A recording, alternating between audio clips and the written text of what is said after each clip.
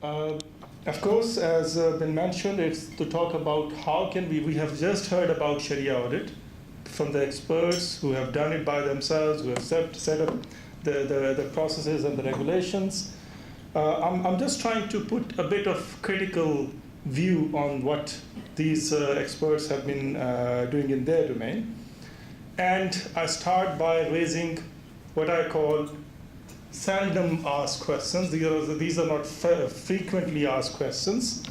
And these are seldom from the point of view of bankers, the banks we are talking about. We might have raised it many a times in our individual capacity or otherwise, but seldom in the case of banks, and certainly in the case of Sharia auditors, they would hardly raise this question to themselves.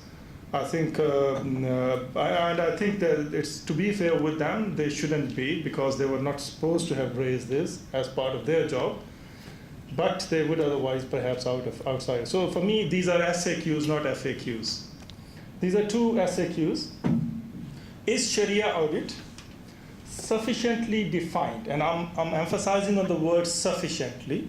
Certainly, Sharia audit has been defined, but is it sufficiently defined to include a focus on Maqasid al-Sharia in it? And does the current practice of Sharia audit sufficiently pursue Maqasid al-Sharia to result in welfare of the society at large?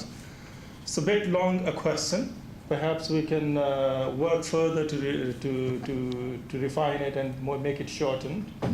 Then we also would like to, should be asking ourselves what specific steps need to be taken to pave a way for the Maqasid al-Sharia to be brought into the practice of Islamic banking and finance industry, and hence satisfy the welfare objective of Sharia. So that's what we are trying to achieve in this brief presentation. So we'll start with the first one, and I will be using MAS or MAS for that in the meaning of Maqasid al-Sharia. I think the best thing, if we pose ourselves certain questions, and it is best for us to first understand what Maqasid al-Sharia are. Now, I know that we have been talking about it, certain perspective has been given. I'm not necessarily trying to suggest that this is what you should take away from this session. This is how based on my readings, I believe that this is how it is, and this is how scholars have actually, or practitioners have also looked into, but scholars in particular. To go back and understand Maqasid al-Sharia, we must first understand that Sharia is a set of divine Islamic laws, and we have talked extensively about it. We also have to understand that when we adhere to this letter of the law, this is where we say and we call that we have complied with the law. That is what is the compliance with law, as something which is extensively being done. And but there is always a reasoning. There is always a purpose behind any law which is created. There is no reason. I mean, we wouldn't come up with any law. And I'm not referring to Islam here, regardless of the faith, regardless of any faith or otherwise. Wherever there is a law, there is a reason to be serviced through that law. And that reasoning is known as the spirit of Sharia, or in Arabic we can term it as Maqasid or Maqsad al-Sharia. Maqasid is the plural of that. The origin and the primary purpose of Sharia has been to provide benefit or maslahah, and again it has been talked about earlier in the morning sessions. So to provide that benefit or maslahah to the individuals and society, which is a socially conscious conduct resulting into welfare for all. That's what essentially what Maqasid or Maqsad is. This purpose has been quoted by scholars and stated that this is actually based on a verse of Quran where it clearly says, وَمَا أَرْسَلْنَاكَ إِلَّا رَحْمَةً لِلْعَالَمِينَ, that we have not sent you but as a mercy to the world, i.e. Prophet Muhammad, peace be upon him, was sent to be a mercy for all the words, just not for human beings. It's the entire word. All the word, Arabic word here is alameen, which is actually to cover all type of words here. So that is the primary purpose, and the interpretation of that is that we are talking about welfare for the society, benefit, maslahah, and all that. Now, what is the nature and classification of these Maqasid al-Sharia? There are three actually. We'll start with the most critical one. We haven't necessarily talked in detail, although there has been a brief reference during the day. We haven't necessarily gone into more detail, but there are certain purposes, certain objectives, certain welfare objectives, which are considered essential in nature, absolutely necessary in nature, known as in Arabic daruriyat, and they aim to ensure that ensure very survival of normal order of society. If any of these objectives are not being pursued, are not being met, the danger is the normal order of society will not prevail. And at times we see that order being disturbed. And if we go back and try and evaluate, we'll find that in many cases this is because of one of these reasons. There are two types within. Certain are based on the textual reference from Quran, the Nasus al-Hadud, where that it is absolutely required and necessary that certain things are protected, certain aspects of us are protected. Protection of our faith, protection of our life, protection of our lineage, protection of intellect, protection of property, protection of honor, which was later added. Initially there were 5 talked about, but they have, all these 6 have a reference to Quran, the textual reference, and hence we will hardly find scholars and otherwise practitioners debating or having a different view than what is there. However, there is an open-ended list of a generic reference to Sharia, which is, that list of essentials goes like fulfillment of contracts, that we should all fulfill the contracts we make, social welfare and support, freedom, economic development, so on and so forth. These are all more recent additions to this list of essentials. Some may agree, some may not agree, but as I said, this is because they are not based necessarily on direct textual references. The other important classification is is one which is complementary in nature.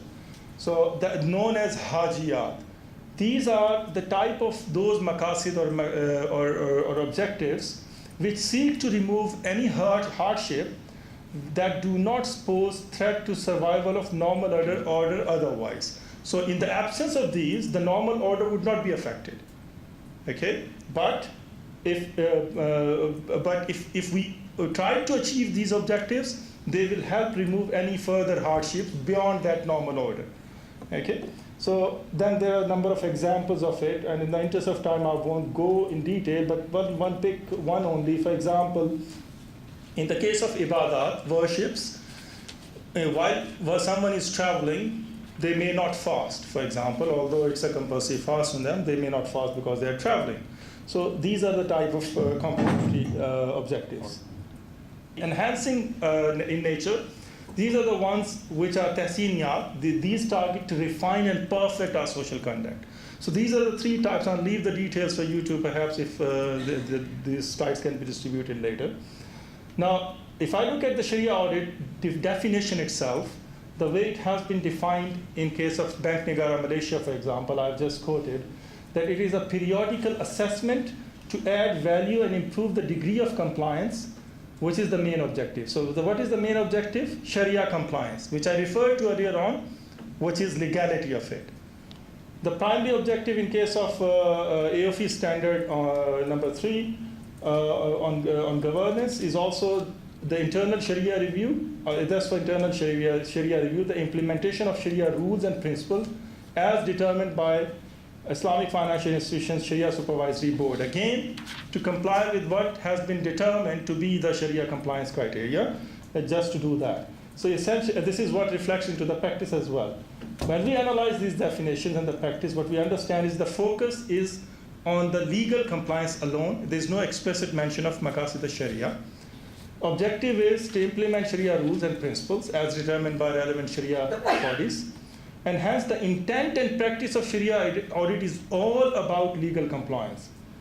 And there is no reference to moral responsibility or Maqasid al-Sharia.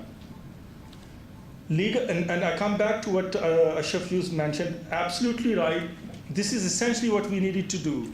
It was all about the contract, legality, this is what we were supposed to have done, but that was only a necessary condition, which fortunately to a great degree we have achieved. We need to move on, and in order to bring sufficiency to the process, we need to now bring and introduce Maqasid al-Shari'ah into the practice as well. Hence, we believe that the Sharia audit can be refined further by having Maqasid al-Shari'ah embodied within the basis and framework of Sharia audit. Unless that happens, we don't see further improvement to happen.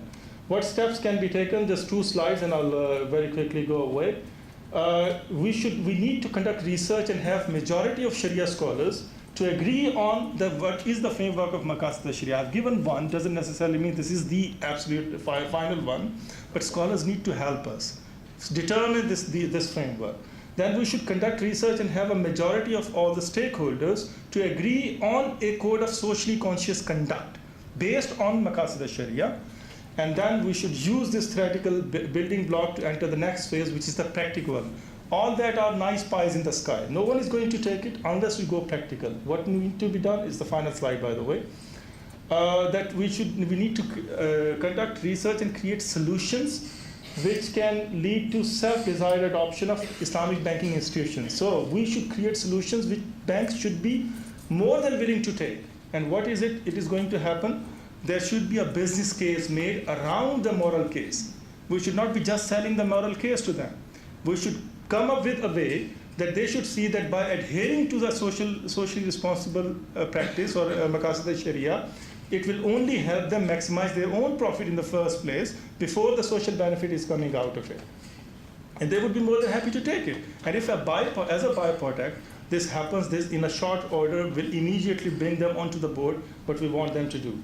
And of course, Sharia audit must have a process to gauge the Maqasid al-Shari'ah based code of conduct as well. Thank you, and if you have any further, I don't know, whatever additional questions or ask questions, you can call it. So it's a person back. Thank you. Thanks.